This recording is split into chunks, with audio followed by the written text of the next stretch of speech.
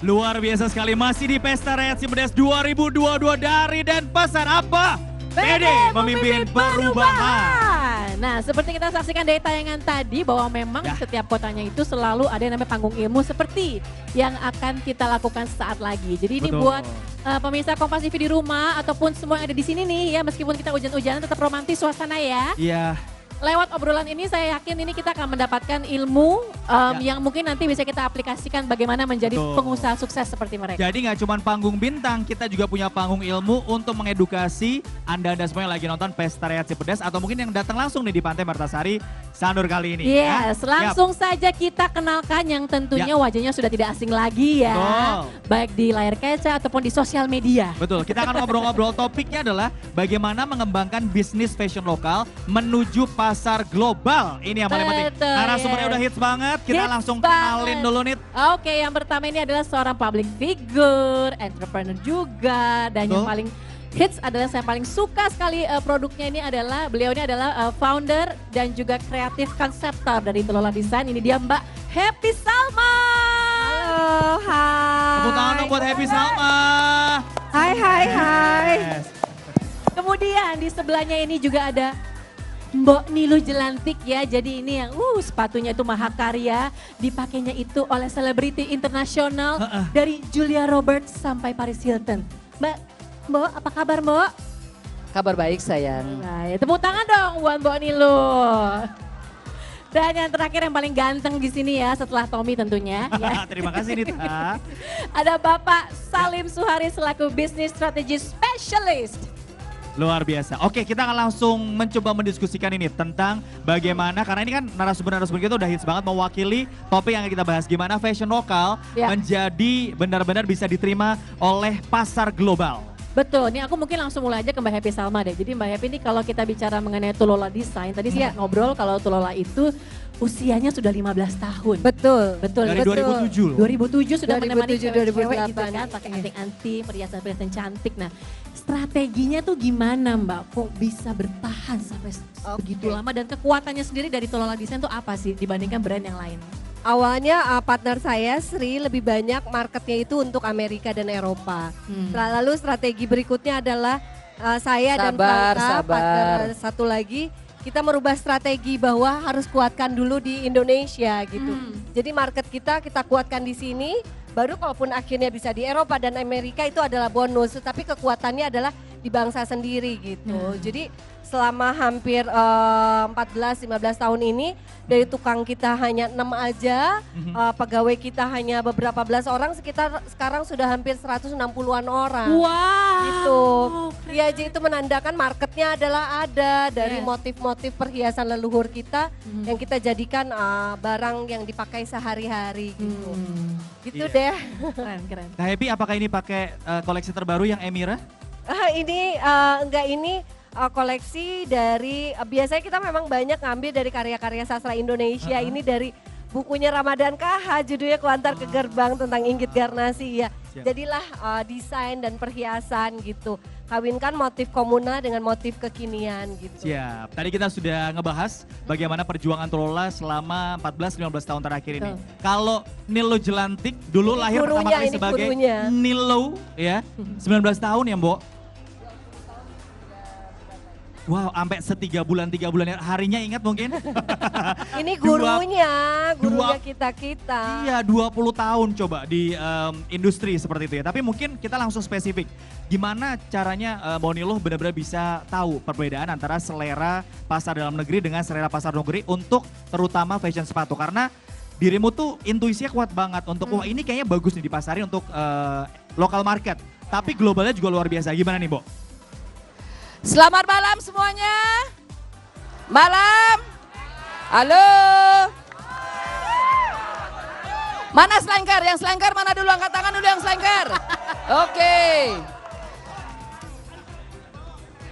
Karena kita di Bali, kita ucapkan dulu panganjali umat. Gimana bilangnya? Swastiastu. Iya, becek sayang. Slang akan tampil sebentar lagi. Tolong dengar Mbok Niluh ya sayang ya. Ya. Kalian ini adalah calon-calon pemimpin pemilik Bali. Ya, tepuk tangan dulu. Tepuk tangan. Ya. Ya, kalian akan mendengarkan hiburan dari Slank karena kalian juga sangat-sangat perlu hiburan. Tapi kalian jangan lupa, kalian juga punya masa. Ya. Masa depan ada di tangan kalian. Iya. Nah, sekarang sabar. Baik kakak boran bisa panen ya. Nah, boran mai. Tapi sekarang Mbok Niluh minta tolong 5 menit saja. Bisa nggak mendengarkan? Bisa ya? Tolong ya. Kalau kita ingin didengar, kita harus mendengar. Janji 5 menit lagi nanti tak panggilin Slank. Ya, promise ya. Tap. Oke. Terima kasih banyak ya saya. Ini baru nih yang punya Bali. Nanti tak panggilin nanti Slank. Hidup Mbok Niluh. Iya karena penting juga ngedenger inspirasi Betul. gimana Mbok Niluh bisa Betul, menginspirasi dengan karyanya. Bener banget, sepowerful ini dan ini salah satu bagaimana kepekaan Mbok Niluh ini yang sampai bahkan tahu juga nih Slankers di sini. Bagaimana nih kepekaan tentang menilai market lokal dan juga market global nih seperti apa nih untuk Niluh Jelantik? Jadi kesayangan semuanya yang sekarang ada di sini, Mbok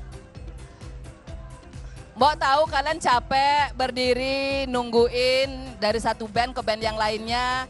Sudah 2 tahun kena pandemi, pasti kangen sama acara-acara seperti ini, ya enggak? Ya.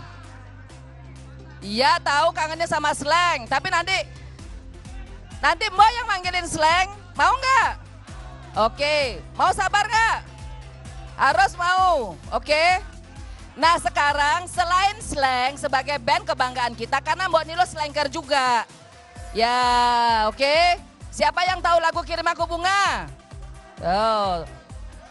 Tahu lagunya tahun berapa? Tak kasih hadiah sepatu Niluh Jelantik kalau tahu. Ayo buat pacarnya. Jadi giveaway ya? Tahun berapa? Iya Kirim Aku ya. Bunga. Kayaknya itu aja deh yang daftar. boleh nggak? Kayak aja deh Mbok. Kayaknya mereka nggak mau hadiah sepatu. Pokoknya sepatunya Mbok kan keren-keren banget ya. Jadi mendingan kita aja yang dapetin. Iya kita aja gimana? yang jawab, boleh nggak Mbok? Mau jawab nggak di sana? Karena masih. Oke, angkat tangan.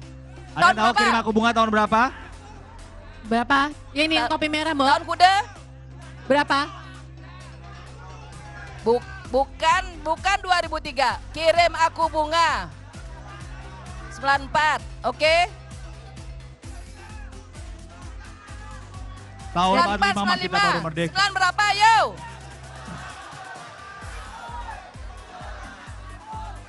Yang bilang 94 siapa? Ya, Ini jadi tebak album ya, bukan ya tebak oke. Kamu karya bilangnya ya. berapa? Mbok, Mbok. ya. Oke, habis ini yang benar menjawab akan ditanya nomor HP-nya dan dapat hadiah sepatu Siap, Niluh siap, Jelantik, siap. oke? Bo. Tapi promise Nanti tenang saya ya, tandain, Bo. promise ya. Kita tandain Mbok, kita Nanti saya tandain Tapi mana seperti nih, apa nih? Membedakan selera lokal dan juga selera global nggak apa-apa karena yang di rumah juga pengen belajar banyak nih Mbok. Nah, jadi Kayaknya yang di Makanya rumah tuh yang sabar, lebih sabar, pengen malu, sabar. ngedengerin.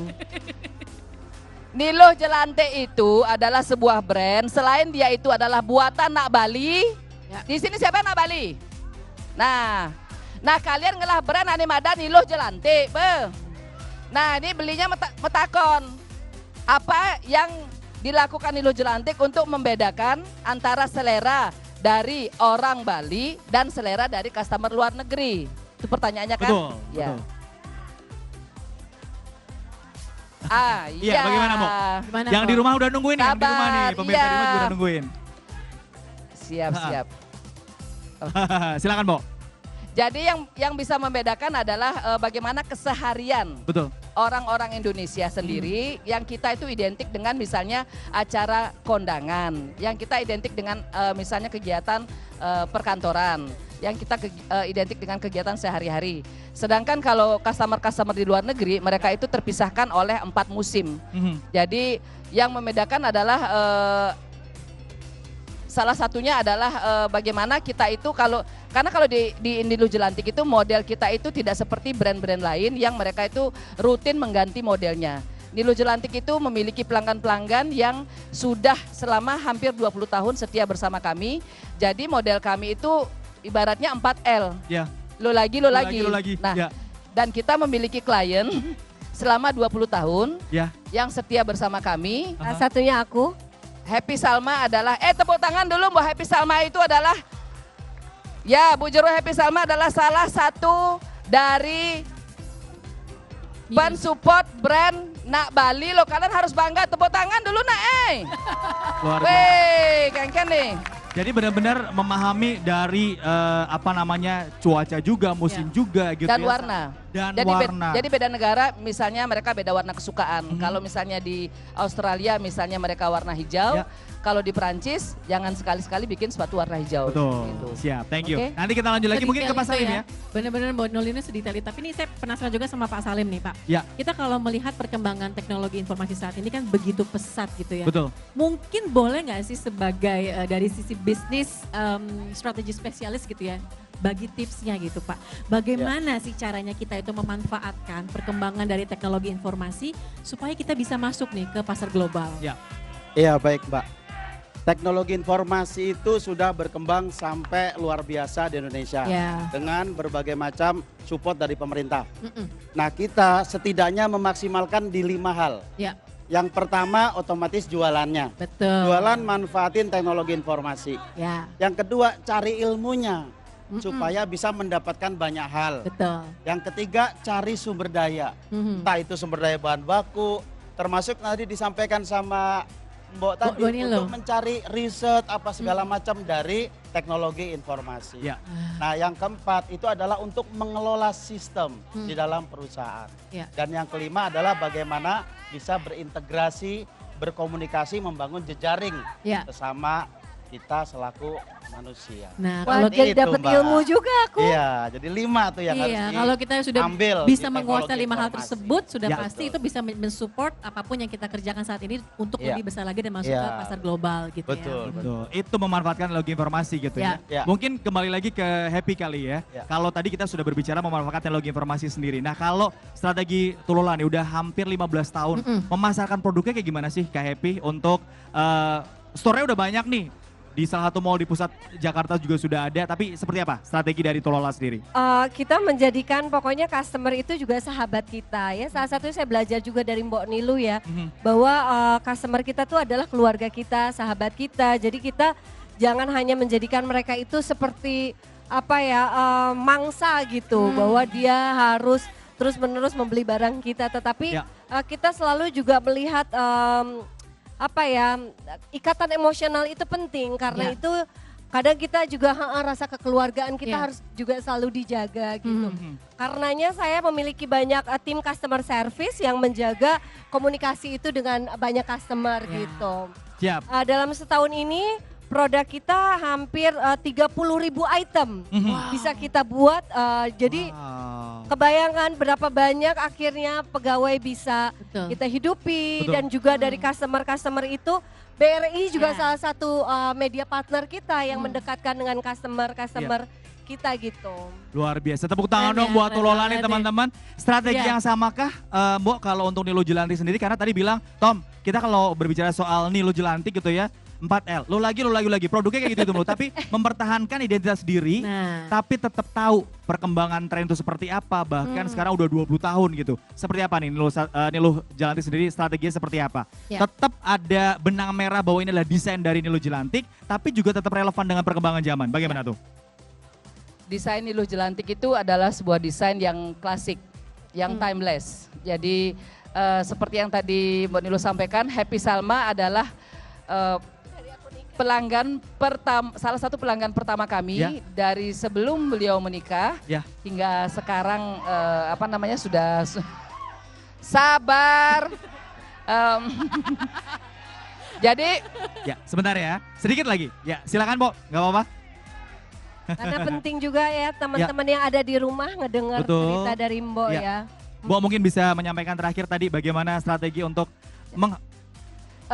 strategi kita adalah kalau tadi Mbak Niluh bilang terhadap customer kita adalah customer yang sangat militan dan sangat setia. Terhadap anak-anak di Niluh Jelantik itu juga kita menerapkan hal yang sama. Jadi seperti saat ini nih, anak-anak ini nih sedang mereka begitu fanatiknya sama slang, Betul. mereka menunggu band kesayangan Betul, mereka. betul. Nah, seperti itulah kita membangun brand Nilo Jelantik, customer kita. Jadi memanusiakan manusianya, dan itulah yang hingga membuat kami hari ini tetap tegak berdiri seperti itu. Baik. Terakhir mungkin Pak Salim sebagai closing statement juga, ini kita berbicara tentang memasarkan produk lokal menjadi untuk meraih market global. Sudah diceritakan oleh langsung pelakunya sendiri, dan kalau dari Bapak terakhir strateginya yang paling harus diperhatikan memulai sampai dengan bertahan dengan market lokal menuju ke global. Iya, memulai artinya kita harus memahami dulu. Jual beli syaratnya pasti ada pembeli. Karena ada pembeli, maka kita harus tahu pembeli itu kepengennya apa. Yes. Sehingga kita menyelesaikan problemnya pembeli. Tadi disampaikan sama Mbak Happy bahwa kita harus empati. Kita merasa seolah-olah kita ini pembeli. Kalau kita digituin nggak suka, pembeli pun pasti nggak suka. Kalau kita digituin suka, pembeli pun pasti akan suka. Kita mulai dari situ. Kita nggak peduli gede apa kecil, tapi kalau karakter kita menjual, itu bisa menggunakan pola empati, itu dia akan tumbuh besar. Nah, jadi kita tahu siapa market yang kita bidik, lalu kemudian dari situ kita tahu problemnya apa. Dari problem itu kita kasih solusi, solusinya apa. Nah, kalau udah tahu solusinya, gimana caranya supaya mereka bisa tahu kita.